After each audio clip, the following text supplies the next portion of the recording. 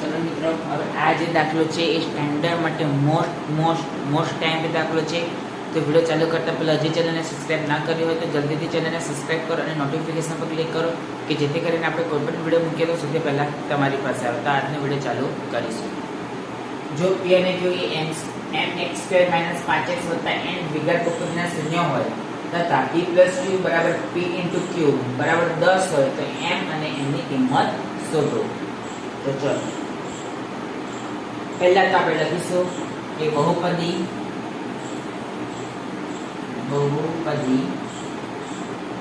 mx² - 5x + n માટે a બરાબર m, b બરાબર -5 અને c બરાબર n. શું કીધું છે કે વિગત બહુપદીના શૂન્ય હોય તથા p + q, તો શૂન્યનો સરવાળો એટલે p + q બરાબર પણ 10, p * q બરાબર પણ 10 હોય તો m અને n ની કિંમત શોધો. તો ચલો આટલું લખી કાઢો. ક્વેશ્ચન લખો ને આટલો જવાબ લખો. ચલો ફટાફટ.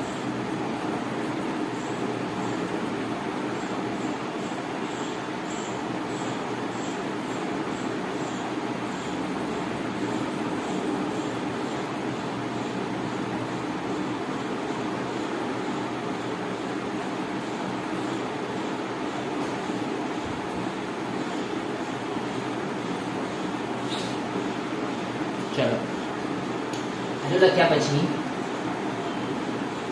હવે શૂન્યનો સરવાળો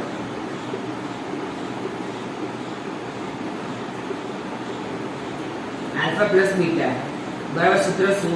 -b/a. તો p + q બરાબર -b/a.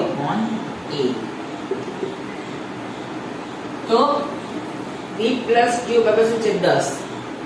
તો માટે 10 બરાબર માઈનસ સૂત્રના છે b કેટલો છે?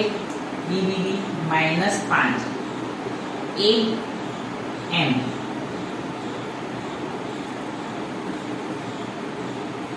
ચાલો આટલી ખબર પડી. તો માટે 10 માઈનસ શું થઈ જાય? પ્લસ થઈ જાય. તો ચલો હવે m ભાગાકાર આપણે m શોધવાનો છે. તો m ભાગાકારમાં છે તો કઈ જશે? ગુણાકારમાં. ને 10 ગુણાકારમાં છે તો કઈ જશે? ભાગાકારમાં. એટલે આવું લખાય કે માટે m બરાબર 5/10. તો માટે m બરાબર એટલે તમે ઘડે આવડે ને 5 નો 5 × 2 = 10. તો માટે m બરાબર 1/2. તો આપણને m મળી ગયા. હવે શેની કિંમત શોધવાની છે? n ની. તો આપણે લખી કાઢો.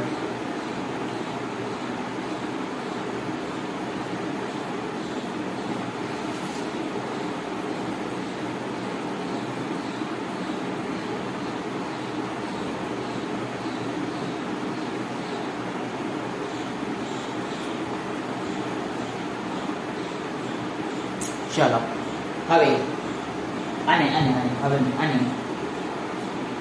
શૂન્યનો ગુણાકાર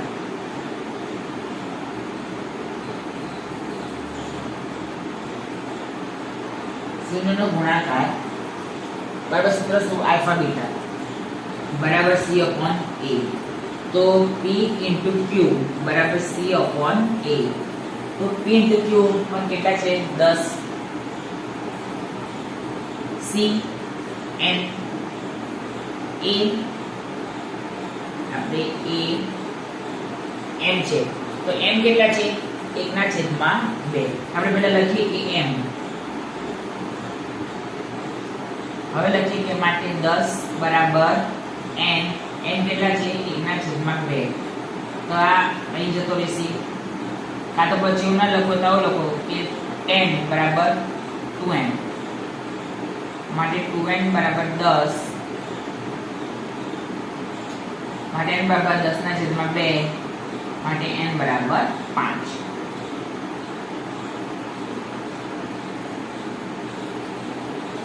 કે છેદનો છેદ અંશમાં જાય તો લખવાનું કે આમ. લખી કાઢો. તમે લખાવો આ લખી કાઢો.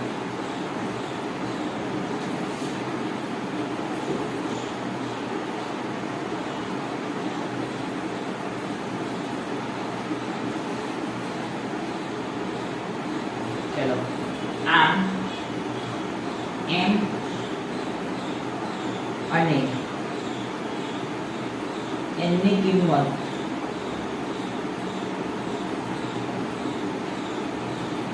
અનુક્રમે 1/2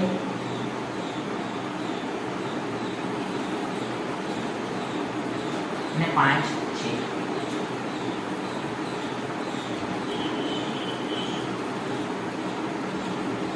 એક મિનિટ દેખાતું નથી તો હું લખું છું